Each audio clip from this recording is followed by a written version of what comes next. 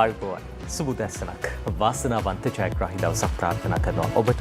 ඔබ එකතු වෙන්නේ 7 වෙනි පැය සමකින්. අද දවසේ අපි වඩාත් පුළුල් විශේෂ ක්ෂේත්‍රයක් සම්බන්ධයෙන් කතා බහ කරන්න සූදානම්. අපි ඒ සඳහා මැදිරියට විශේෂ චරිතයකට ආරාධනා කළා.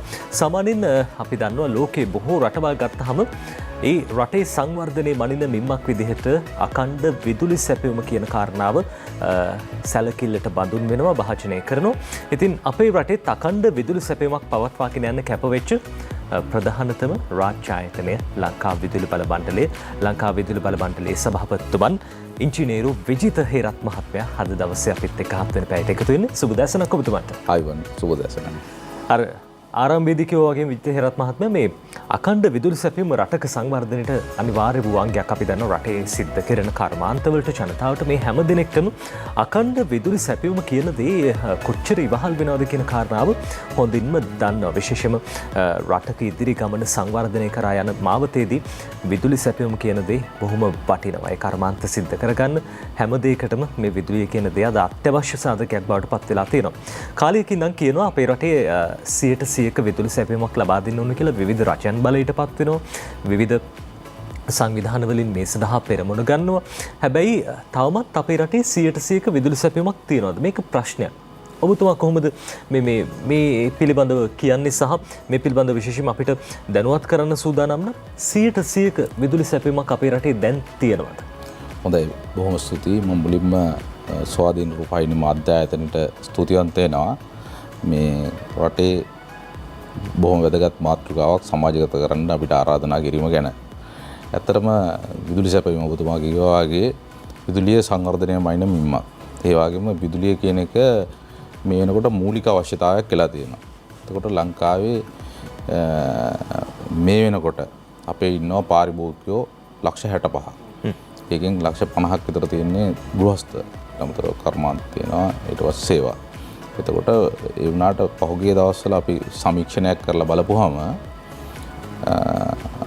අපි දැනගත්තා ලක්ෂයකට විතර ප්‍රමාණයකට, ලක්ෂයකට අධික ප්‍රමාණයකට විදුලිය නැහැ.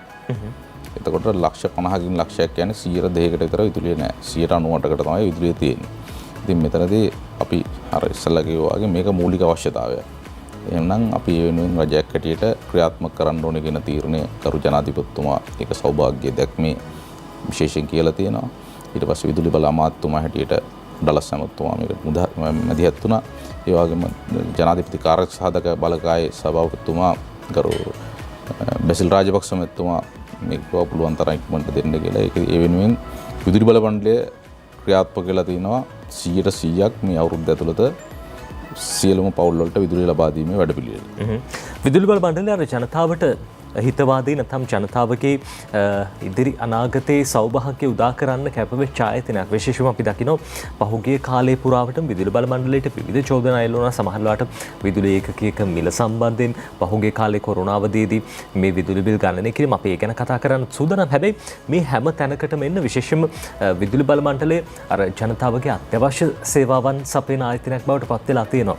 මේ තැනට ආවේ කොහොමද? ඉතිහාසය ගත්තොත් එහෙම විදුලි බල මණ්ඩලයේ ඉතිහාසය පිළිබඳව කතා කළොත් එහෙම. හොඳයි. ඇත්තටම ස්තුතිවන්ත වෙනවා ඒ සම්බන්ධවත්. මොකද අපිට අතීතයෙන් තොර වර්තමානයක් නෑ. වර්තමානය හොඳ නම් තමයි අපිට අනාගතය ගැන හොඳ සිහින මවන්න පුළුවන් වෙන්නේ. ඒතර විදුලි බල මණ්ඩලයේ අතීතය ගැන කතා කරපුවම අපි ලෝකයේ විදුලියේ අතීතය ගැන කතා කරන්න ඕනේ. අපි දන්න තෝමස් අල්වා එඩිසන් විද්‍යාඥයා තමයි විදුලි බල්බය හොයාගත්තේ. ඒ මීට අවුරුදු 140කට විතර කලින් 1879 වගේ අවුරුද්දේ. එතකොට 1881 තමයි බ්‍රිතාන්‍යයේ ඉස්සල්ලාම විදුලිය දෙන්න පටන් ගන්න තියෙන විදුලි බලාගාර හරහා. තෝමස් අල්වා එඩිසන් මැතිතුමාම මූලික වෙලා නිව්යෝක් නගරයේ ආලෝකකරණය කරලා තියෙන්නේ 1880 කොටසක්.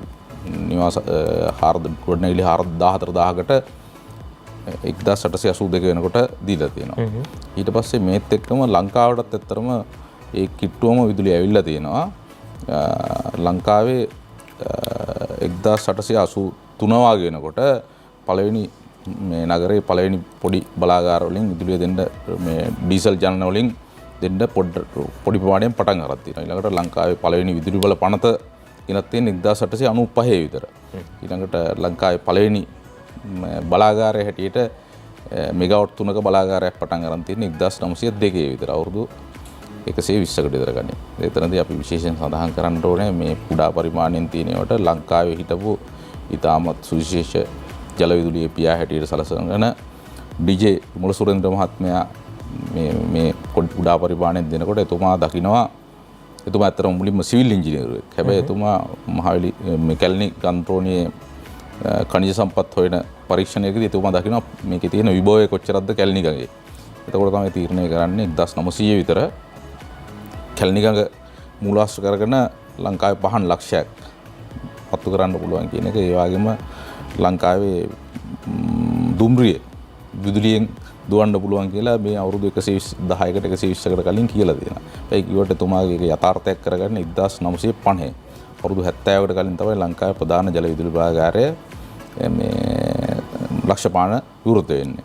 ඉතින් මෙහෙම ආපු ගමනේ ඊට පස්සේ ලක්ෂපාන කැලණිගේ ජලය ලබා ගන්නවා. ඊට පස්සේ මදි ප්‍රමාණයට ආයෙත් ඩීසල් වලට යනවා. ඊට පස්සේ මහවැලි ව්‍යාපාරයත් එක්ක ලංකාව ජල විදුලියෙන් පුනර්නිර්මාණය බල ශක්තියෙන් සම්පූර්ණ වෙනවා. ඊට පස්සේ හැබැයි මේ මහවැලි ව්‍යාපාරයෙන් පස්සේ මොකද අපේ හැම අවුරුද්දෙම සංවර්ධනයත් එක්ක ලොකු ප්‍රමාණයක් වැඩි වෙනවා. මේ දවස්වලත් 6%ක් 7ක් වගේ ප්‍රමාණයකින් මේ විදුලි ඉල්ලම් වැඩි වෙනවා.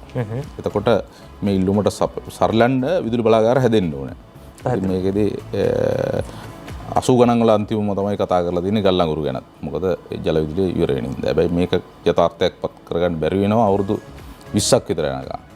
ඒක වෙනුවට ගියේ අති වියදම්කාරී ඩීසල් වලට. ඊට පස්සේ හැබැයි මහින්ද රාජපක්ෂ ජනාධිපතිතුමා 2005 බලයට ආවට පස්සේ බොහොම ඍජු තීරණ ගන්නවා මේ මොනතරම් නොරොච්චෝලේ බලාගාරයට බැන්නත් නොරොච්චෝලේ බලාගාරයේ හැදීමත් එක්ක තමයි ලංකාවේ වැඩිම ප්‍රමාණයක් විදුලිය 2005-10 ඇතුළත තමයි නිවාසවල විදුලිය වැඩිම ප්‍රමාණයක් දෙන්න පටන් ගන්නෙ. ඒ වගේම නොරොච්චෝලේ හදලා ඉවරලා දෙවෙනි තුන්වෙනි බලාගාර 2014 තමයි මේ ඉවරුනේ. 2015 125කින් විදුලි බිල අඩු කරලා බිලියන 20ක් කෝටි 2000ක් ලාභ ලබන ආයතනයක් හැටියට තමයි විදුලි බල මණ්ඩලය තිබ්බේ. හැබැයි ඒ අවදීදී අපි දැක්ක අර චෝදනාවක් විදිහට එළවෙනවා මේ ගල්ලංගුරු තමයි මේ විදුලි උත්පාදන ප්‍රභවයේදී පාවිච්චි කරන දැන් ලෝකයේ ගල්ලංගුරු බලාගාර වැහිගෙන යන කාල සීමාවක්. ඒ කාල සීමාවකදී මේ නොරොච්චෝලේ ඇති කිරීම පිළිබඳව විරෝධතා මතුණා. හැබැයි අර ඊට පිළිතුරක් විදිහට අපි දකිනවා සමාජයෙන් එන දේ තමයි නොරොච්චෝලේ තිබුණේ නැත්නම් අද දවසේ කොහොමද මේ විදුලි සැපයීම ලබා දෙන්නේ කියන කාරණාව. මොකද ඒක ගැන අත්‍තරමත් අපි නොරොච්චෝලේ ගැන විශේෂයෙන් කඳක් කරනවා. මොකද නොරොච්චෝලේ මෙගාවට් 900ක් අපි ගන්නවා. අපේ පීක් එකේ මේ දවස්වල යන්නේ 2700ක් විතර. ඒකට ඒකෙන් 3 එකක් විතර නොරොච්චෝලෙන් තමයි දෙන්නේ. ශක්තිය හැටියට ගත්තත් 135ක් විතර දෙන්නේ නොරොච්චෝලෙන් තමයි ලංකාවේ විදුලි බල අවශ්‍යතාවය. එතකොට ඔය ගල්ලංගුරු බලාගාර වෙහිගෙන යනවා කියන කතාව තියෙන්නේ ඕක යුරෝපයට. හැබැයි ඉන්දියාවේ ගත්තාම 175ක් ගල්ලංගුරු වලින් දෙන්නේ. චීනයේ තත්ත්වෙත් ඕකම තමයි. අලුතෙන් බලාගාර ගහන එකේ සීමාවක් තියෙනවා. හැබැයි අපි දැනගන්න ඕනේ මේ හැම දෙයක්ම කරද්දී අපේ අතේ තියෙන මුදල් ප්‍රමාණය හැටියට ජනනය කරන එක. එතකොට ඒකෙදි උදාහරණයක් හැටියට ගල්ලංගුරු වලින් එක එකක් හදන්න ගල්ලංගුරු වලට යන වියදම 8.50ක් විතර නඩත්තු අනික් කටයුතු වලට යනකොට තමයි රුපියල් 10යි 10.50ක් වෙන්නේ ආයෝජනයට අමතරව. හැබැයි මේක සංසන්දනය වෙන්නේ ඩීසල් වලින් ගන්න ගියත් රුපියල් 30ක් වෙනවා. ඉතින් අපි ගල්ලංගුරුයි ඩීසලුයි සංසන්දනය කරොත් එහෙම ඩීසල් වලින් අපි 130ක් විතර ගන්නවා 1 බිලියන 5ක් විතර. අපි සාමාන්‍යයෙන් 1 බිලියන 16ක් විතර තමයි මේ දවස්වල අවුරුද්දේ නිෂ්පාදනය කරන්නේ. සාමාන්‍යයෙන් දෛනික අවශ්‍යතාවය කොච්චරද? දෛනික අවශ්‍යතාවය 1 මිලියන ඒක අර රස්නෙත් එක්ක වෙනස් වෙනවා. හැබැයි මේ දවස්වල 1 මිලියන 45ක් විතර වෙනවා. ඉල්ලුමට සැපයීම 100%ක්ම තියෙනවා. 100%ක්ම තියෙනවා. හැබැයි 100%ක් තිබ්බට මේ අවස්ථාව අපි විශේෂයෙන් සඳහන් කරන්න මම අර ඩීසල් කතාව කියන්නේ මේක විදුලි බල මණ්ඩලයට ගොඩක් වෙලාවට චෝදනා කරනවා ඩීසල් මාෆියා කියලා. ඒක ජනප්‍රිය මතය. මොකද ඒකට හේතුව වෙලා තියෙන්නේ 2014න් පස්සේ අපි ඒකට පහුගිය රජයට තමයි හැම වෙලේම චෝදනා කරන්නේ. එකම බලාගාරයක්වත් හදාගන්න බැරුණා. තිබ්බ බලාගාර ඔක්කොම ටික පහ වුණා. 2014 අන්තිමට විවෘත කරාට පස්සේ නොරොච්චෝලේ බලාගාර දෙක පහුගිය අවුරුදු පහේ එක බලාගාරයක් පටන් ගත්තේ නැහැ, විවෘත කරෙත් නැහැ. තම්බපවණි බලාගාරය තමයි අපිට ගිය අවුරුද්ද විවෘත කරන්න පුළුවන් වුණේ. ඒ වගේම බ්‍රෝඩ්ලන්ඩ්, උමාවය, මොරගොල්ල වගේ ජල විදුලි බලාගාර ඔක්කොම පහ වුණා. පටන් ගන්න තිබ්බ LNG බලාගාර පටන් ගත්තේ නැහැ. LNG සැපයුම ගැන අවුරුදු 8ක් විතර කතා කරන්න බැරි වුණා. මේවට ප්‍රධාන හේතුව තමයි අර විදුලි බල මණ්ඩලයට චෝදනා කරනවා වුණාට මේකේ පිටිපස්සේ හිටියේ දූෂිත දේශපාලඥයෝ. අනිවාර්යයෙන්ම අපි කියන්න ඕනේ එහෙම නැත්නම් දුර දැක්මක් නැති දේශපාලඥයෝ. ඒකට හේතුව තමයි ඒ වෙනකොට තිබ්බ සාම්පූර් බලාගාරය හදන්න. සාම්පූර් බලාගාරයේ අන්තිම මොහොතේ එනකොට ඒකට හිටපු ජනාධිපතිතුමාගේ අත්නෝමතික තීරණයක් ඉඳ ඒක නැවැත්තුවා. ඒක නැවැත්තුවේ නැත්නම් මේ වෙනකොට අපි විදුලි බල මණ්ඩලය ආයත ලාභ ලබනවා. ඒ වගේම තමයි 2015 අපි ඒක කියන්න ඕනේ නැත්නම් සාම්පූර් බලාගාරයේ අපේක්ෂිත විදුලි සැපීම කොච්චරක් විතර ඒක මෙගාවට් 500ක්. එතකොට ඒක නවත්තුවට පස්සේ ඒත් එක්කම අපි නැවැත්තුවට ඒ NTPC සමාගමත් එක්ක බංගලාදේශයේ පටන් ගත්තා. මේ මෑතක් වෙනකොට මෙගාවට් 1200ක් විවෘත කරා. ඉතින් අපිට වඩා පල්ලෙහා මට්ටමකින් බංගලාදේශයට පුළුවන් වෙලා තියෙනවා මේ වෙනකොට මෙගාවට් 20000කට වැඩි ප්‍රමාණයක් නිෂ්පාදනය කරන තත්ත්වයට අර නවත්තපු බලාගාරය සමාගමත් එක්කම බලාගාරයක් ඉවර කරලා මෙගාවට් 1200ක් පටන් ගන්න පුළුවන් වුණා ගල්ලඟුරු වලින්. එතකොට අපිට වෙච්ච වැඩේ තමයි මේ ඉවර බැරි වෙච්ච හින්දා මේ 5ක් 6ක් 7ක් වැඩි වෙන විදුලි ඉල්ලම වෙනුවට අපේ නිෂ්පාදනය මදිනේ. එතකොට කරන්නේ අර ඩීසල් වලට යන එක. මොකද කෙටිම ඉක්මනට ගෙන්න ගන්න පුළුවන් එක.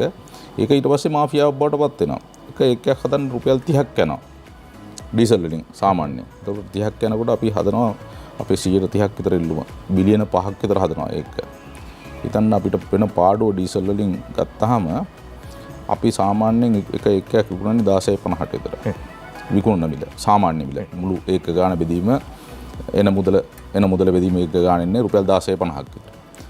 හැබැයි අපි ඩීසල් වලින් එකක් හදන්න 30ක් යනවා. ඕකට සමාන රුපියල් 5ක් එකතු කරන්න ඕනේ මේ සම්ප්‍රේෂණ බෙදා හැරීම් අනිත් කඩත්තු කටයුතු ඒ ඔක්කොටම. එතකොට 35ක් වෙනවා. 16ට වඩා රුපියල් 20කට කිට්ටු ගාණක් වැඩි වෙනවා ඩීසල් වලින් හදන එක. බිලියන 5 වැඩි කිරීම රුපියල් 20 කියන්නේ රුපියල් බිලියන 100ක්. බිලියන 100ක් කියන්නේ අති විශාල මුදලක්. කෝටි 10000ක්. ඒක නිදහස් අධ්‍යාපනයට අපි වියදම් කරන්නේ කෝටි 30000ක් වගේ. ඔකෙන් 3 එකක් අපි ඩීසල් වලට පුච්චන රටක ඉන්නේ. පැහැදිලි. අපිට මොහොතක් දෙන්න අපි වෙලා බලන්න. විදුලි බල්ලේ සභාපතිතුමන් ඉංජිනේරු විජිත හේරත් මහත්මයාත් එක්ක අද දවසේ අපි 7 වෙනි පැයෙන් කතා බහ කරමින් ඉන්නේ. එතුමන් සඳහන් කරපු කාරණාව මේ සල්ලි ඉතුරු කරගත්තා නම් රටේ වෙනත් පළදායි වැඩකට ආයෝජනය කරන්න තිබ්බා. අනිවාර්යෙන් මේ බිලියන 100ක් විතර අපි ඩීසල් වලට පුච්චනවා කියන්නේ මේක අනිවාර්යයෙන්ම සංවර්ධනයට දාගන්න තිබ්බ මුදල්. මොකද ලංකාවේ විදුලි බල මණ්ඩලය තමයි ලොකුම මුදල් ප්‍රමාණයක් පෙට්‍රෝලියම් එක ගාවට ලොකුම මුදල් ප්‍රමාණයක් සංසරණය වෙන ආයතනය. ඒ වගේම ලංකාවේ මුළු ඔක්කොම පවුල් වලට 98%කටම අපි විදුලිය දීලා තියෙනවා. ඉතින් මේ මුදල් සංවර්ධනයට යොදා ගන්න පුළුවන්. ඉතින් බැරි වෙච්ච හින්දා නව රජය ආවට පස්සේ මේක වළක්ව ගන්නේ කොහොමද කියන එක තමයි අපේ පළවෙනි ඉලක්කය. ඒ වෙනුවෙන් අපි සාධනීය පියවර ගණනාවක් කරන් තියෙනවා. හොඳයි.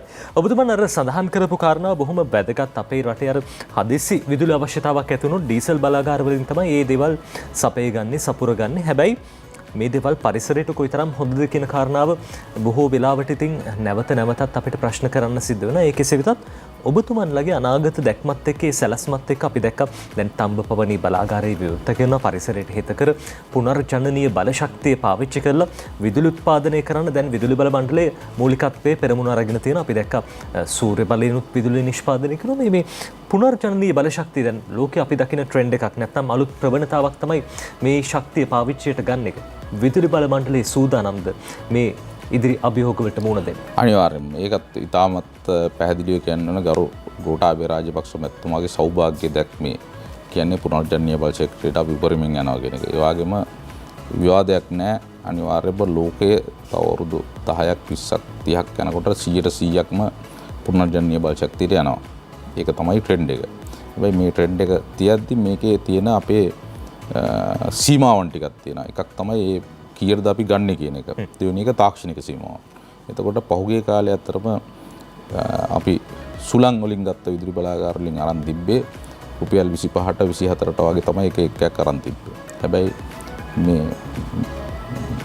දැන් අපි ගන්නේ තඹපවණී බලාගාරේ එක එකක් හදන්න ඉන්න රුපියල් 8යි. ඉතින් තාමත් හොඳ මිලක් ඇවිල්ලා තියෙනවා. මොකද මේක තාක්ෂණයේ දියුණුවීම එකක්. අනික මේවා බොහොම විනිවිදභාවයෙන් කරන ගනුදෙනුත් එක්ක තමයි මේ ගණන් අඩු වෙන්නේ. ඊට පස්සේ සූර්ය බලය ගත්තාම සූර්ය බලයත් අපි රූෆ්ටොප් කියනවා රුපියල් 22ක් තමයි පළවෙනි අවුරුදු 7ට. ඊට පස්සේ ඉතුරු අවුරුදු 13ට රුපියල් 15-50ක් විතර තමයි ගෙවන්නේ. හැබැයි දැන් අපි අවසාන වශයෙන් ගිය සති දෙකකට කලින් අපි මෙගාවොට් 150ක් ප්‍රදානය කරා. ඒක ඇවිල්ලා තියෙන රුපියල් 10ක් විතර.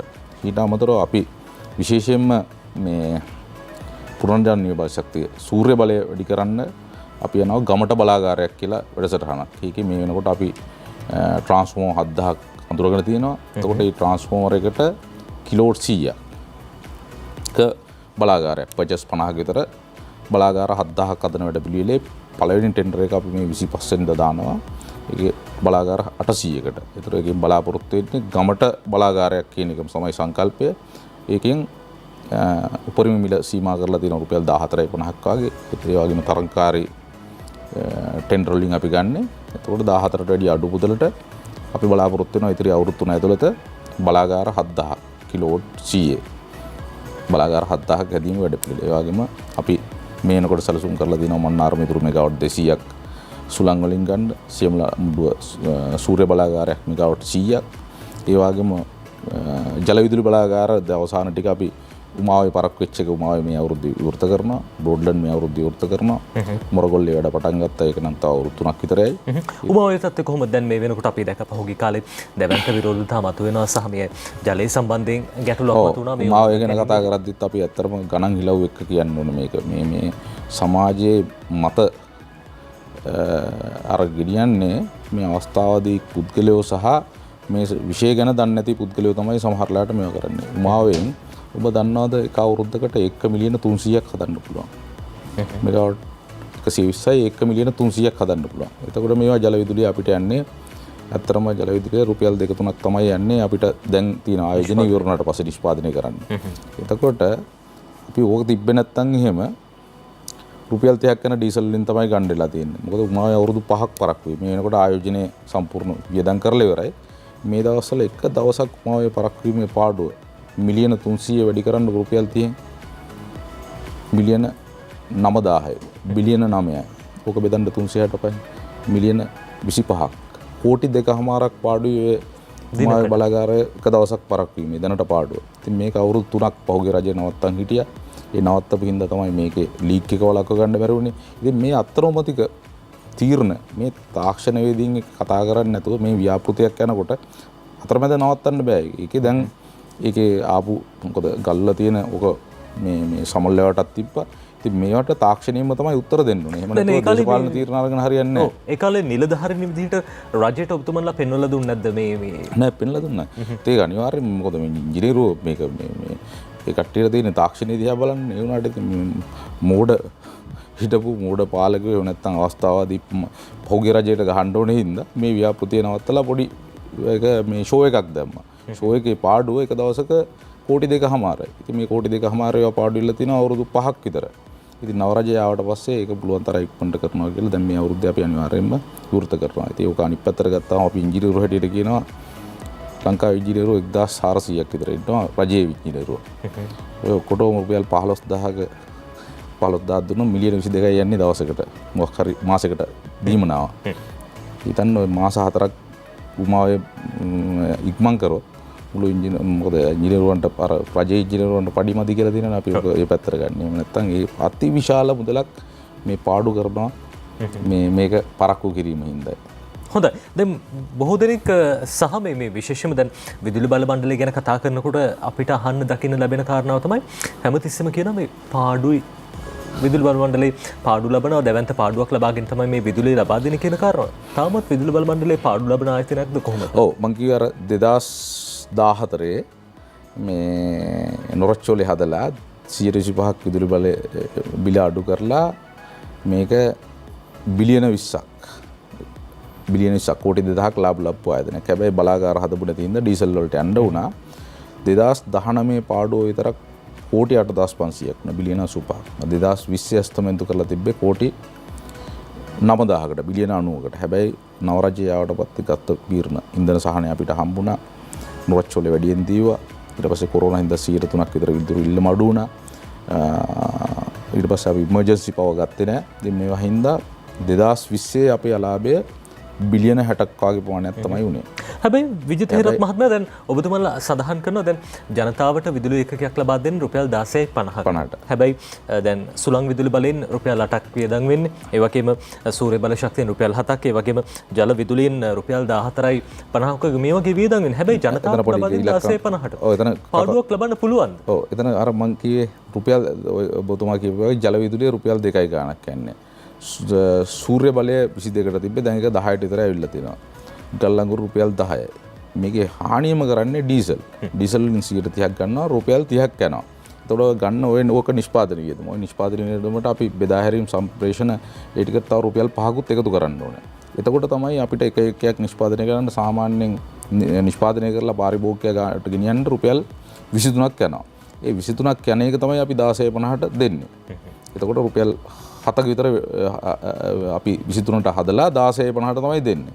ඒක ඊට අමතරව අපි කියන්න ඕනේ අපි මේ ලංකාවේ ඉන්න පාරිභෝගිකයෝ 12,00,000ක් මේ ඒක 30ට වඩා වැඩි අඩුවෙන් පාවිච්චි කරන කට්ටිය ඒ කට්ටියට එක එකක් දෙන්නේ අපි 2.50යි තව ස්ථාවර ගාස්තු රුපියලයි රුපියල් 3.50ට අඩුව දෙන පාරිභෝගිකයෝ 12,00,000ක් ඉන්නවා. ඊට අමතරව තව 13,000ක් ඉන්නවා ඒක 30යි 60යි අතර පාවිච්චි කරන ඒ කට්ටියට රුපියල් 5.50ක් විතර යන්නේ. එහෙම ඉන්නවා 13,000ක්. ඒතකොට 25,000කටම අපි දෙන්නේ රුපියල් 5.50ට අඩුව. මේ 23ක් හදන්න යන්නේ. ඉතින් එතකොට අර පාඩුව එන්නේ 23ට හදලා 16.50ට දෙන එක. එතනදී අපි කියන්නේ ඒක ඕන මේ ඉංජිනේරුවෝ හැම කෙනෙම බොහොම සරල දෙයක්. අර ඩීසල් ඉන්දනේ ජල විදුලියෙන් අඩුයි. කල්නගුරුල්ලත් අඩු නම් ඩීසල් ටික අපි නැති කරන්නේ නැතුව මේක ලාභ ලබන්න බෑ. ඒ වෙනුවෙන් තමයි දැන් අලුත්ම අවුරුදු 10ක් කතා කරපු LNG liquid natural gas ද්‍රව ස්වභාවික වායු සැපයුම අපි ගන්න ඕනේ කියලා. මොකද හොඳ අපිට මොහොතක් දෙන්න අපි ගැන කතා කරමු. රාජ්‍ය ආයතනයක් පාඩු ලැබීමේ හැකියාවක් නැහැ. පාඩු ලබන්න නැතුව දියුණු වෙලා රජයට බරක් නොවී ඉදිරියට ගමන් කරන්න ඕනේ. ඒ සඳහා තුමන් සතු සැලසුමක් තියෙනවා. අපි කතා කරමු මේ ගැන.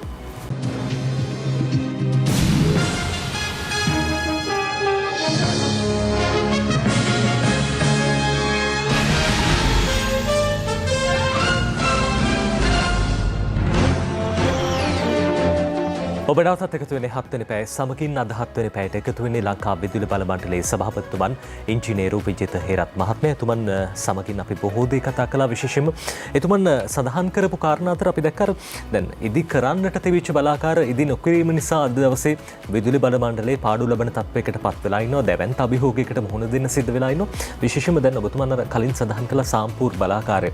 සාම්පූර් බලාකාරය ඉදි කළා නම් දැන් මේ තියෙන ප්‍රශ්න ටිකක් හෝ අඩු කරගන්න තිබ්බා. හැබැයි මේ විවිධ හේතු මත සමහරවිට විදුලි බලාගාරයක් ඉදි කරනකොට අපි දකිනවා දැවැන්ත විරෝධතාවක් මතුවෙනවා. පරිසර සංවිධාන, විවිධ රාජ්‍ය නොවන සංවිධාන මේ හැම දෙයකින්ම බොහෝ බලපෑම් වෙනවා. දැන් සුළං බලාගාර ඉදි කරන්න ගියත් සමහරවිට ඒකටත් විරුද්ධ මේ බොහෝ පිරිසක් ඉන්නවා.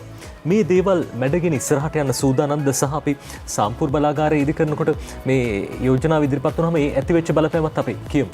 අතරම මේක අපි ටිකක් අවබෝධ කරගන්න ඕනේ මේ විරෝධතා පිටිපස්සේ කවුද ඉන්නේ කියන එකත් අපි බලන්න ඕනේ. මේක සද්භාවයෙන් ඉන්න පිරිසක් හිටියට මේ සද්භාවයෙන් ඉන්න පිරිස මේකට යොමු කරන්නේ වෙනත් පිරිසක් තමයි. අර ජනාධිපතිතුමා ඔක පොගේ දවස්වල බොහොම පැහැදිලිව කිව්වා.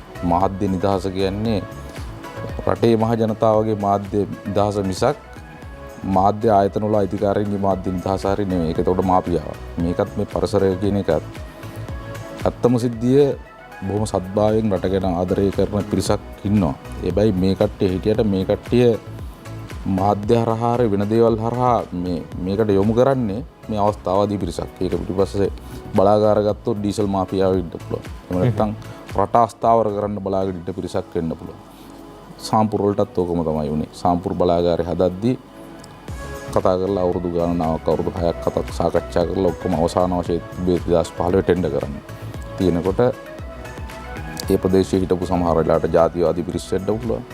අර පරිසරය ඉස්සරහට දාගෙන එන පරිසර වේදීන් ඉස්සරහට තල්ලු කරලා ඒකේ පිටිපස්සේ ඉන්න ඩීසල් මාෆියාව වෙන්න පුළුවන්.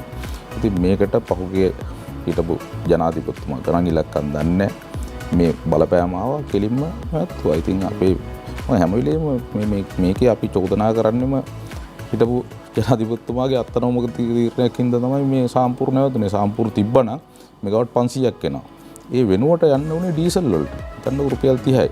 ඉතින් මේවට කොහෙවත් accountability මේ කට්ටිය කරපු වැරදි ගැන සමහර දේවල් කිව්වට මෙච්චර මේ වගේ ගත්ත තීරණ වල වැරදි. මේ වගේ ගණන් ඉලක්කයක් දන්නේ නැති පුද්ගලයෝ කරපු වැරදි ගැන කවුරුවත් චෝදනා කරන්නේ. ඒවා හරි අපරාධයක්. ඉතින් ජනාධිපතිතුමා හැබැයි ඒකේ ආපු ගාම්ම බොහොම පැහැදිලි තීරණයක් ගත්තා.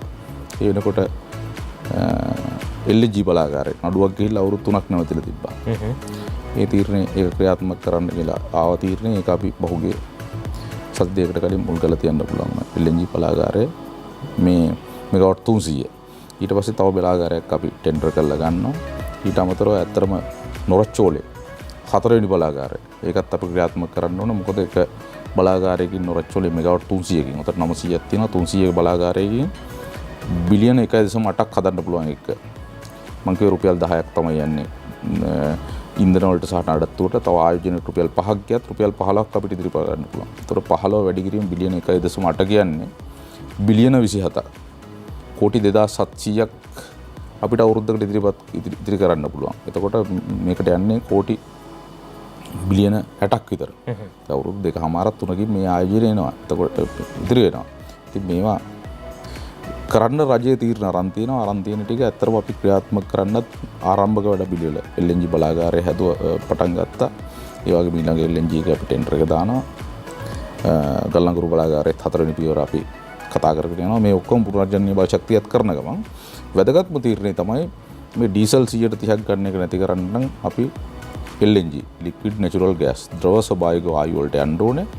ඒකට අපි අවුරුදු 8ක් විතර ඔකත් කතා කර තිබ්බා. ඒකට අපි සති දෙකකට කලින් ටෙන්ඩර් එක දැම්මා. ඒකෙන් බලාපොරොත්තු වෙන්නේ මේක වෙන්නේ මීතේන් වායු වෙන්නේ ද්‍රව තත්ත්වයේ ඍණ 162කට වගේ උෂ්ණත්වයකට එන්නේ. ආපහු ගෙනල්ලා ඒක වායුවක් බවට පත් කරන්න ඕනේ. ඉතින් මේ ගේන්න කෙරළපිටියේ මුහුදේ තමයි FSRU floating storage regasification. ඒ කියන්නේ මුහුදේ පාවෙන නැවක තමයි මේ තියෙන්නේ. ඒක ආපහු වායු බවට පත් කරන්න ඕනේ. ඒක අපි ටෙන්ඩර් එක දාලා තියෙනවා. ඒ වගේම පයිප්ලයින් එකත් එතන ඉඳන් වියදම ගත්තාම කොහොමද මේ විජිත හේරත් මහත්මයා සාමාන්‍යයෙන් ජල විදුලිය සහ අනිකුත් විදුලි බල LNG වලට ගත්තාම ඇත්තටම LNG වල දැන් තියෙන තත්ත්වෙට අපේ LNG බලාගාරයේ රුපියල් 15කට වගේ තමයි එක එකක් ගන්න දැන් ඇවිල්ලා තියෙන්නේ. හැබැයි 15 හදද්දි LNG MMBTU එකකට ඩොලර් 10ක් වගේ ගාණ තියෙනකොට තමයි ඒ ගාණ හැන්නේ. හැබැයි දැන් මේ වෙනකොට LNG මිල අඩු වෙලා තිනවා ඩොලර් 6කට වගේ. එතකොට අපිට රුපියල් 12කට වගේ ගන්න පුළුවන් කියලා අපි විශ්වාස කරනවා LNG වලින්. මේ ඔය ඩීසල්ම තියෙන බලාගාර අපිට පුළුවන් මෙගාවට් 700ක් තියෙනවා. ඒ මෙගාවට් 700 LNG වලට හරවන්න. ඒක තමයි තිරසර බව ගැන ගත්තාම දැන් මේ දේවල් දීර්ඝකාලීන අපිට සිද්ධ කරගෙන යන්න පුළුවන් දේවල්ද? විශේෂයෙන්ම දැන් පුනර්ජනනීය බල ශක්තිය කිව්වහම නැවත නැවත ගොඩනැගෙන උත්පාදනය කරන්න හැකියාව තියෙනවා. ඉදිරි අනාගතයේ දිහා බලහම දැන් ලෝකයේ වෙනත් ප්‍රවණතා බලහම කොහොමද මේ ක්ෂේත්‍රයට තියෙන ඉල්ලුම? අනිවාර්යයෙන්ම. එතකොට අපි දැන් මේක ඇත්තටම මධ්‍යකාලීන පියවරවල හැටියට තමයි මේවා යන්නේ. මොකද මේ බලාගාර අවුරුදු 20ක් විතර ප්‍රමාණයක කාලයකට යන්නේ. ඒක ගල්ලංගුරුණත් අවුරුදු 20කට 30කට යනකොට මේ තාක්ෂණය දියුණු වෙනවනේ. එතකොට අපේ එකක් තමයි මම අර කිව්වා වගේ එකක් සූර්ය බලයේ ගණන් අඩු වෙලා තියෙනවා, සුළං වල අඩු වෙලා තියෙනවා වගේම මේ පද්ධතියේ ස්ථාවර තත්ත්වයටත් බලපානවා.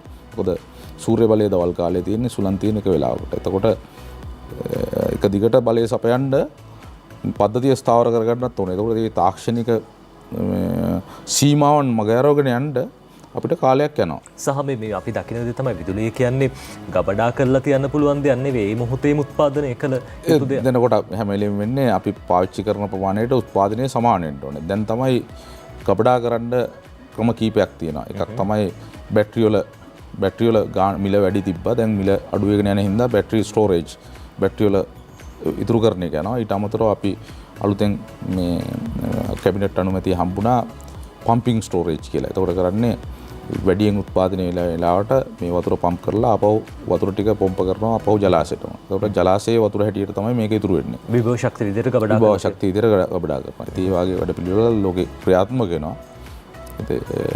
ඒවා අපි ඒ තාක්ෂණයයි මේවට මුදල් යොදවන්න ඕනේ කරන්න කාලයක් යනවා.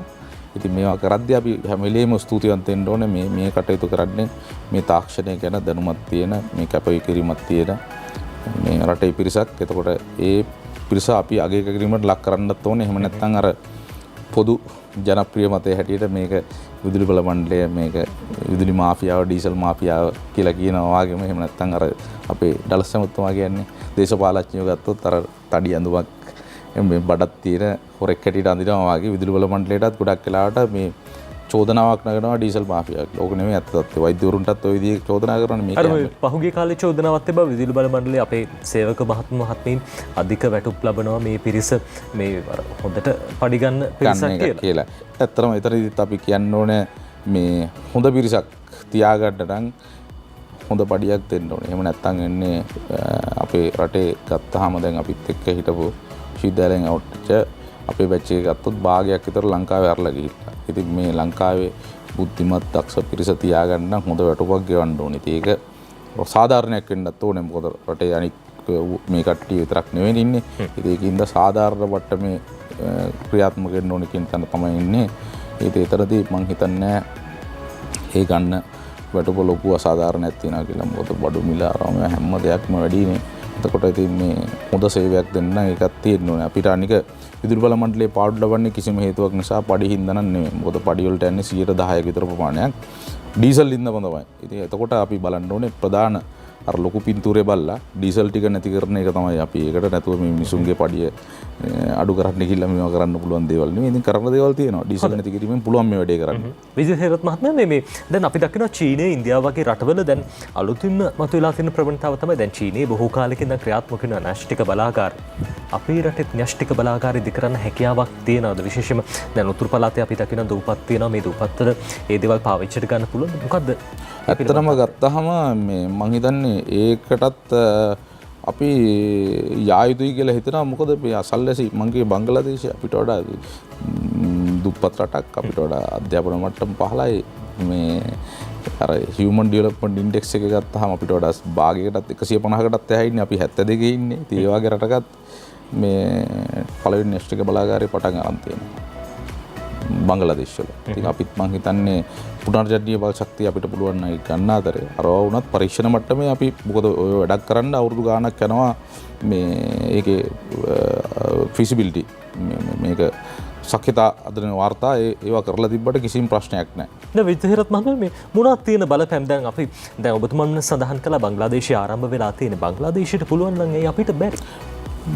මේක බංග්ලාදේශයට පුළුවන් නම් නෙවෙයි අපි මං හිතන්නේ අනික් ඕනම රටක් එක්ක අපිට පුළුවන් නම් ඇයි බැරි කියන තැන තමයි අහන්න ඕනේ. බංග්ලාදේශයට පුළුවන් නම් අපිට බැරි නම් අපේ ඒක නෝන්ජල්කම. එහෙම නැත්නම් අපේ නිවටකම. ඒ තත්ත්වය වළක්ව ගන්න ඕනේ. අපි හැම වෙලෙම තාම උනත් ගත්තාම අපි අර මං කියේ මානව සංවර්ධන දර්ශකයේ අපි ඉන්නේ 72. ඔබ දන්නවද ඉන්දියාව කීයද ඉන්නේ කියලා? ඉන්දියාව 150 ඉන්නේ. චීනයේ ඉන්නේ 85 තාම. ඉතින් මානව සංවර්ධන දර්ශකයේ ඒ කියන්නේ මිනිස්සු ගැන කතා කරත් ඒක අධ්‍යාපනය ජීවන අපේක්ෂාව ඊට පස්සේ ඒක පුද්ගල දලදාශ නිෂ්පාදනය ඔය වගේ දේවල් එකතු කරලා තමයි මානව සංවර්ධන දර්ශකය හදන්නේ. අපි මෙච්චර ගත්තාම ලෝකයේ ආර්ථිකයෙන් අපි පල්ලෙහා භාගයටවත් නැහැ. ඒකත් යද්දිත් අපි මානව දර්ශකයේ උඩ ඉන්නේ. අපේ රට සුවිශේෂ පිරිසක් ඉන්නේ. ඒ අභිමානයේ ඒ හැකියාව ඒකට තැන දුන්නොත් අපිට අනිවාර්යෙන් මේ ආසියාවේ පළවෙනි රටවල් අතරට යන්න පුළුවන්. මොකද ඒක යුරෝපීන් 48 ලංකාවෙන් යනකොටත් අපි ආසියාවේ දෙක හිටියේ මේ ජපානයේ විතරයි දෙවෙනි ඒක පුද්ගල දළදාස නිෂ්පාදිතය. හැබැයි මේ තියෙන තත්ත්වය ලෝකේ ගත්තොත් අපි ඉතිහාසය ගත්තාම තන්නක ලෝකේ තාමත් උසම ගඩොල් නිලධාරී ජේතවනාරාමයේ අවුරුදු 1700කට විතර කලින් හදලා තියෙන්නේ. එහෙම නැත්නම් ඇලහැර අමුණ වසබ රජුරෝ හදලා තියෙන්නේ අවුරුදු 1900කට කලින්. ඒක කිලෝමීටර් 85ක් යනවා. ඇලහැර ඉඳන් දියබෙදුමට කිලෝමීටර් 20ක් විතර යනවා. එතනින් කොටසක් පරාක්‍රම සමුද්‍රයට යනවා. ඊට පස්සේ මින්නේරියට යනවා. එතනින් මේ කවුඩුල්ල එතනින් මේ කන්තලේට යනකම්. ඉතින් මේ ජලාශ ටික එහෙම නැත්නම් ලංකාවේ වාරි පද්ධති තියෙනවා වැව් 60000ක් තියෙනවා. ඒකේ හොඳයි. විද්‍යාරත්න දැන් ඉතිහාසයේ බොහොම අභිමානවත් අපේ රටේ. හැබැයි දැන් වර්තමානයේ හැසිරීම අනුව තමයි අපේ අනාගතයේ නිර්මාණය වෙන්නේ. ඔබතුමන්ලා දැන් මේ ක්ෂේත්‍රයේ ඉන්න ප්‍රවීණයන් විදිහට මේ පිළිබඳව සඳහන් කරන්නේ නැද්ද? රජයට බලපෑම් කරන්නේ නැද්ද? අපිට න්‍යෂ්ටික බලාගාරයක් අවශ්‍යයි. මේ සඳහා අවශ්‍ය ප්‍රතිපාදන සපයන්න, ඒ සඳහා අවශ්‍ය පහසුකම් සපයන්න මේ ඉල්ලීම් කරනවා. ඒකේ ඇත්තටම මේ අපේ මූලිකත්වය අපි බලන්න ඕනේ ප්‍රයොරිටි එක තියෙනවානේ. මේ අවස්ථාවේ මූලිකත්වයේ න්‍යෂ්ටික බලාගාරයක් නෙවෙයි විදුලි බල ක්ෂේත්‍රයේ. මේ අවස්ථාවේ මූලිකත්වය තමයි අපි ඩීසල් ටික නැති කරලා LNG වලට යන්න ඕනේ. ඊළඟට පුනර්ජනනීය බල් ශක්තිය. ඒ අතරේ මොකද අපි ඔක්කොම පටල ගත්තොත් මේ වැඩේ කරන්න බෑ. එතකොට මේ ඒ වගේම අපි මේ ලොකු පින්තූරේ බලන්න ඕනේ මේකේ වෘත්තීයවේදීන්ට අනිවාර්යයෙන්ම මේ රටේ ඉගෙන ගන්න. ඔබ දන්නවද ඒ 3 ආරම් පාස් වෙන මම හිතන්නේ අවුරුද්දකට 4000ක් පාස් වෙනවා. මේ පිරිස අපේ සංවර්ධනයේට හරියට නව අලුත් විදිහට හදන්න හිතලා පාවිච්චි වෙන්නේ නැහැ. ඒ වගේම ඉංජිනේරු මම හිතන්නේ 1500ක් විතර යනවා. ඕකෙන් භාගයක් රට හැරලා යනවා. ඉතින් මේ රට දියුණු කරනවා නම් මේ රටේ මිනිස්සුම තමයි කරන්න ඕනේ. ජපානි දියුණු කරලා තියෙන ජපානු, චීන කට්ටිය, කොරියාව කොරියන් ජාතිකයෝ. එතකොට මේකේ වෘත්තීයවේදීන්ට සහ රට ගැන ආදරය කරන වැඩ කරන්න හැකියාවක් තියෙන පිරිස මේකට එකතු වෙන්න ඕනේ. අපේ වෙලා තියෙන්නේ මේක කාටවත් කරන්න කියලා. ජනාධිපතිතුමාට නම් ජනාධිපතිතුමාට කරන්න දීලා මේක බලන් ඉඳලා හරියන්නේ නැහැ. මොකද ජනාධිපතිතුමාට මේකට සහයෝගය දෙන්න ඕනේ. එතකොට රජයක් ආපුවාම මේ රජයක් වුණත් අපි බලාපොරොත්තු වෙන්නේ මේ අවුරුදු 5කින් මේ කටයුතු කරන්න බෑ. අවුරුදු 73ක් ආපු කාර්යයක් ආපහු හරවන්න. අවුරුදු 20ක් 30ක් යනවා. එතකොට මේ එක පොකුරට ඔක්කොම එකතු වෙන්න ඕනේ. එහෙම නැතුව මේ අවස්ථාවාදී මේ නගන සමහරලාට මේක පිටිපස්සේ ඉන්නේ විදේශ බලවේග එන්න පුළුවන්. එහෙම නැත්නම් මේ රට ඇතුළේම ඉන්න අවස්ථාවාදී පිරිස් වලට නැතුව අපි අපේ ඔළුවෙන් බලලා පොදු අරමුණකට රට එකතු වෙන්නේ නැතුව මේ කටයුත්ත කරන්න බෑ. ඒ වෙනුවෙන් අපි ඇත්තටම වෘත්තීය දිනේට අපිට මේ අවස්ථාව හම්බුනේත් අපි වෘත්තීය දිනේට මම පොදු ජන ඉංජිනේරු ප්‍රමුඛ සභාපති හැටියට ඉන්නවා. ඉතින් අපිට පුළුවන් වුණා ඉංජිනේරු 5000ක් විතර එකතු කරන්න මේ කටයුත්ත. ඒතකොට රාජ්‍ය ආයතන මම හිතන්නේ 20ක විතර ඉංජිනේරු සභාපතිවරු හැටියට ඉන්නවා. ඉතින් ඒක අපි විශේෂයෙන් ස්තුතිවන්ත වෙනවා රජයට මේ වෘත්තීය දිනට මේ අවස්ථාවක් දීපගෙන අනිවාර්යෙන් කරන්න පුළුවන් කියන විශ්වාසය තියෙනවා. ඒක 100%ක් අපි ඉස්සර දැක්කට වැඩිය පිට ඉඳන් දැක්කට වැඩිය අපිට විශ්වාසයි මේ වැඩ කරන් යනකොට මේක කරන්න පුළුවන් කියලා. අපි අනිවාර්යෙන් විදුලි බල මණ්ඩලයේ ලාභ ලබන ආයතනයක් බවට අවුරුදු 3ක් 4ක් ඇතුළත අපිට කරන්න පුළුවන්. ඒකට රජයේ ප්‍රතිපත්ති මේ තීරණ තියෙනවා. නිලධාරීන්ගේ දැන් ක්‍රියාත්මක කරන්න අවස්ථාව ඒකෙත් අපි ක්‍රියාත්මක වීම ආරම්භ කරලා තියෙනවා. ඉතින් අනික් ආයතනත් ওই විදිහටම පුළුවන්. ඒ ගමන අරගෙන යන නියමයක් විදිහට තමයි ඔබතුමන් කටයුතු කරන. ඒ වගකීම ඔබතුමන්ගේ කරමත පැවරලා තියෙන. අපි විශ්වාස කරනවා විදුලි බල මණ්ඩලයේ සභාපතිතුමන් විදිහට ඉංජිනේරු විජිත හේරත් මහත්මයා පාඩු ලබන විදුලි බල මණ්ඩලය කවදා හරි දවසක ලාභ ලබන තත්ත්වයට පත් කරාවි කියලා. ඔය අතරේදී විශේෂයෙන්ම ගමේ ජනතාවට දැන් ඔබතුමන් සඳහන් කළා ලක්ෂයක පිරිසකට අපේ රටේ තවමත් විදුලිය නැහැ. මේ පිරිසට විදුලිය ලබා දෙන මොකක් හරි වැඩපිළිවෙලක් තියෙනවා. අනිවාර්යෙන්. ඒක තමයි අපි දැක්ක දේ ලක්ෂයක් නැහැ කියලා බලනකොට මේ ලක්ෂයේ 70000ක් විතර පිරිසක් ඉන්නේ මුදල් ගෙවා ගන්න බෑ. විදුලි සම්බන්ධතාවයට රුපියල් අපි දෙන්න ඕන රුපියල් 20000ක් විතර ප්‍රමාණයක් යනවා. ඊට අමතරව ගෙදර ගෘහ පරිපතේ වෛරික කරගන්න තව 20000ක් විතර යනවා. මේ ප්‍රමාණය වියදම් කරගන්න බැරි සමෘද්ධිලාභී සහ සමෘද්ධි පොරොත්තු ලේඛනයේ ඉන්න පිරිසක් ඉන්නේ. මෙතනදී ජනාධිපතිතුමා මේ වෙනකොට ආයවැයෙන් කෝටි 75ක් මිලියන 750ක් වියදම් වෙන් කරලා තියෙනවා. මම හිතන්නේ ඒක තව මිලියන 750ක් විතර වියදම් කරන්න මේ සම්පූර්ණ පිරිසට දෙන්න. ඒ යටතේ නොමිලේ විදුලි සැපයීම දෙන්න තීරණය කරලා තියෙනවා. අපි ඒකේ දැන් මේ වෙනකොට වැඩ පටන් ගත්තා. පහුගිය අතරම ජනාධිපතිතුමාගේ ගිරිබාව තිබ්බ කම සමග විදුලි සඳරක් කඩසටහන සද්දයකට කලින් එදා තමයි මූලික පළවෙනි ගෙදර අපි විදුලිය දුන්නේ. ඒක දැක්කහමත් අපි කියන්න ඕන අපි ගියාම ඒ තේරුණා කොච්චර දුප්පත්ද මේ මෙහෙම අපේ රටේ මොනව කරත් මේ අපි කොළඹ තියෙන එක නෙමෙයි රට ඇතුලේ තියෙන්නේ. දැන් මේ ඔය ගම සමග පිළිසඳර වැඩසටහන බොහොම වැදගත්. ඉංජිනේරු විජිත හේරත් මහත්මයා මේ දැන් ඔබතුමන්ට පවා අපි දකින දැන් ඔබතුමන් විදුලි බල මණ්ඩලයේ සභාපතිතුමන්. හැබැයි ඒ දූරාවලිය පහළටම ගලාගෙන යනකොට ජනතාවට සමීප සමහරලාට විදුලි බිල් ලියන ඒ කෙනා වෙන්න පුළුවන්. හැබැයි මේ පල්ලෙහා තීරණ හරියට ක්‍රියාත්මක වෙන්නේ නැද්ද? ඔබතුමන්ලා ගන්න තීරණ පහළට යනකොට සමහරලාට ජනතා හිතවාදී විදිහට ක්‍රියාත්මක වෙන්නේ නැති ගතියක් අපි දකිනවා. විශේෂයෙන්ම අර විදුලිය අලුතෙන් ගන්න ගියත් සමහරලාට අධෛර්යමත් කරන අවස්ථා වැඩි, මිල වැඩි කියලා සමහරලාට දැන් දෙන්න පුළුවන් පහසුකම්වත් දෙන්නේ නැති වෙලාවල්. ඒක නම් මම හිතන්නේ ඕකත් අර ජනප්‍රිය මතය තමයි තියෙන්නේ. මොකද අපේ සේවකයෝ ගැන ගත්තාම ඒ පල්ලෙහා මට්ටමේ ඉන්න අපේ මනු කියවන්නෝ එහෙම නැත්නම් ඒ කට්ටිය පයින් ගිහිල්ලා මේ කරන කාර්යභාරය අපි හැම වෙලේම මගේ කරන්න ඕනේ. ඕකේ එක්කෙනෙක් දෙන්නේ අපි අර මේක අර හැම වෙලේම නෙගටිව් මීඩියානේ උඩටන්නේ. අර පහුගිය දවස්වල උනේ සිංහරාජ අර කවුරු දරුවෙක් අර අඬලා කිව්වට පස්සේ ඒකේ දැන් මේ ඒ ළමයා අතරම සුවිශේෂ කාර්යභාරයක් කරනවා. හැබැයි මෙයා ජාතික වීරවරියෙක් ලංකාවේ ලොකු කාර්යභාරයක් කරා වගේ මීඩියා වලින් පෙන්නනවා. ඇත්තම තත්ත්වය ඒක නෙවෙයි. ඒ ළමයා මීඩියා එකට ගිහිල්ලා පොඩි කතාවක් කිව්වා. ඒ කතාවත් ඇත්ත දෙයක් නෙවෙයි. ඒ වුණාට මේ සමාජයේ උරුප්පලා ගන්න මේ වගේ දේවල්. මේවා කාගේ හරි අවශ්‍යතාවය. ඒ වගේම තමයි විදුලි බල මණ්ඩලෙත් මේ පොඩි දේවල් සමහර එක්කෙනෙක් අයිසොලේට් සිද්ධ වීම කියන ඒවා තියෙන්නේ. ඒ වගේ ඒවා උළුප්පල ගත්තාම ලොකු පින්තූරේ අපි මේ පැය 24ම ලයිට් දෙනවා. දිවාරයන් ඔබලා වැඩ කරන සේවක පිරිසක් ඉන්නේ. ඉතින් එහෙම පිරිසක් ඉන්න ආයතනයකට අර ඩීසල් මාෆියාව එහෙම නැත්නම් මේ පල්ලෙහා කට්ටියගේ හේතු කියලා ගහනවා. ඒක සම්පූර්ණයෙන් වැරදි. මොකද අපි දකින්නේ මේ විදුලිය දීමේදී පල්ලෙහා ඉන්න සේවක මණ්ඩලය තමයි ඔබ දැක්කත් දන්නේ නැහැ. මම පහුගිය දවසක අපි ගියා කළු කැලේ. හොඳ අපිට මොහොතක් දෙන්න අපි විරාමයෙන් පස්සේ ගැන කතා කරමු. අපි විරාමයක් ලබා ගමු.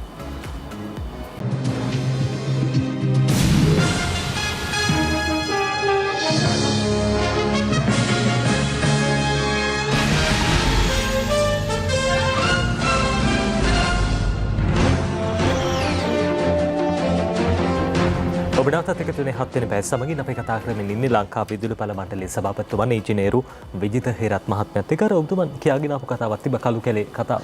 ඔව් කළු කැලේ කතාව අපි ඇත්තරම කියන්න හැදුවේ. ඒකෙදි දැන් අර විදුලි බල මණ්ඩලයට දොස් කියනවානේ. ඒ මහත්තුරු කරපු කාර්යභාරය. පැය දෙකක් යනවා කළු කැලේට යන්න. පාරේ තරම් සවුත්තුයි. මේ කඳු මැදින් මේ බොහොම පටු පාරවල් වලින් යන්න තියෙන්නේ. එතනදී විදුලිය දෙන්න පුළුවන් වුණා අවුරුදු මේ කළු කැලේ ගම්මානයට පවුල් 82ක් දකෝද ඉන්නවා. සම්පූර්ණ විදුලි බල මණ්ඩලය හරහා තමයි කරේ මේ අපේ මහත්තුරු කණු ටික කඳු උඩ ඇදලා ගිහිල්ලා එහෙම දීලා ඒ කාර්යභාරයත් එක්ක තමයි. ඊළඟට අපි එතනදී දැක්ක දෙයක් තමයි කළු කැලේ ගත්තාම පරණ තිබ්බ තේ වතු. මේ තේ වතු වල තියෙන්නේ අර ටර්පන්ටයින් ඊට පස්සේ අනික් අපේ රට ආවෙනික වෙන ගස් හින්දා මේ කැලේ සම්පූර්ණයෙන් විනාශ වෙලා තිනවා. ඒතරදී අපි කරු අමාත්‍යතුමා සහ අපි තීරණය කරා විදුලි බල මණ්ඩලයට තියෙන ලොකු සමාජ කාර්යභාරයක් අපි තමයි වැඩියෙන්ම ඩීසල් පුච්චන්නේ. වැඩියෙන්ම ගල්ලඟුරු පුච්චන්නේ. ඒ වගේම රටේ මහ ජනතාව වෙනුවෙන් තමයි මේක පුච්චන්නේ. ඒතකොට විදුලි බල මණ්ඩලයට වගේම රටේ මහ ජනතාවට තියෙනවා අපි ගස් හිටවීම කරන්න ඕනේ කියලා. ඒ වෙනුවෙන් ඒ වගේ මේ දවස්වල බොරුවට මේ පරිසරය ගැන කතා කරන බොරුවට කයි ගහන මිනිස්සුත් ඉන්නවා. ඒකට පිළිවෙලක් හැටියට අපි ගස් කෝටියක් හැදීමේ වැඩපිළිවෙලක් අපි ආරම්භ කරනවා. ඒක සමාජගත කරනවා. ඒකෙදී අපි ඉල්ලා සිටිනවා මහ ජනතාවටත් අපි ඩීසල් පුච්චන්නේ මහ ජනතාව වෙනුවෙන්. එහෙනම් ඔබලාටත් අපි ගස් හදන වැඩේ මේකේ පැල හදන වැඩේ අපි කරනවා. ඔබලාට ගස් හදන්න අපි ආරාධනා කරනවා. ඒකම පොදු ජන ඉංජිනේරු පරිමුණ හැටියටත් අපි ගස් ලක්ෂ 40ක් ඇදීමේ හර්ථ සෞභාග්‍ය කියලා වැඩපිළිවෙලක් ඉස්සරහට සමාජගත කරනවා මේ 3 වෙනිදා. ඒකටත් මම කතා කරන්නම්. අපි එකතු වෙනා මේ අපේ පරිසරයත් ආරක්ෂා කරගෙන මොකද අවුරුදු 72ක් යුරෝපීන් ගියාට අපිට පද්‍යම් කතුකරේ තාම ගස් ටික හදාගන්න බැරුණා. ඒකට අපි කටයුතු කරනවා විදුලි බල මණ්ඩලයත් මැදිහත් වෙනවා. හොඳයි. එතුමන්ගේ අදහස් බොහොම වටිනවා. අර පරිසරයට වැඩියෙන්ම කාබන් ඩයොක්සයිඩ් මුදා හරින ආයතනයේ විදියට ලංකා විදුලි බල මණ්ඩලය විදුලි උත්පාදනය කිරීමේදී ඒ දේවල් සිදු කරන්න වෙනවා. හැබැයි ඊට පිළිමක් විදියට එතුමන්ලා පැල සිටවන්න ගස් සිටවන්නේ මූලිකත්වය පියවර අරගෙන තියෙනවා. අපි විශ්වාස කරනවා නොදුරු අනාගතයේදී විශේෂයෙන්ම මේ අපේ පරිසරය සුරකින්න ගැටලුවටත් බොහෝ හොඳ විසඳුම් ලබා දෙන්න එතුමන්ලට හැකියාව ලැබෙයි කියලා. අඩු මිලට විදුලිය ලබා ගන්න ජනතාව බලාගෙන ඉන්නවා. එතුමන් සතෝ සැලසුම් තිබ්බා.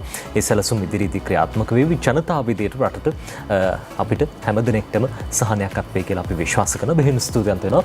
අද දවසේ අපිත් එක්ක 7 වෙනි පැයට එකතු වුණාට ලංකා විදුලි බල මණ්ඩලයේ සභාපතිතුමන් ඉංජිනේරු විජිත හේරත් මහත්මයා අපිත් එක්ක එකතු වුණේ. අපි සූදානම් හදට 7 වෙනි පැයෙන් මේ විදියට සමුගන්න. යලිත් ඔබ මුණ ගැහෙන්නේ හෙට උදේ 7ට. සුබ දවසක්. මේක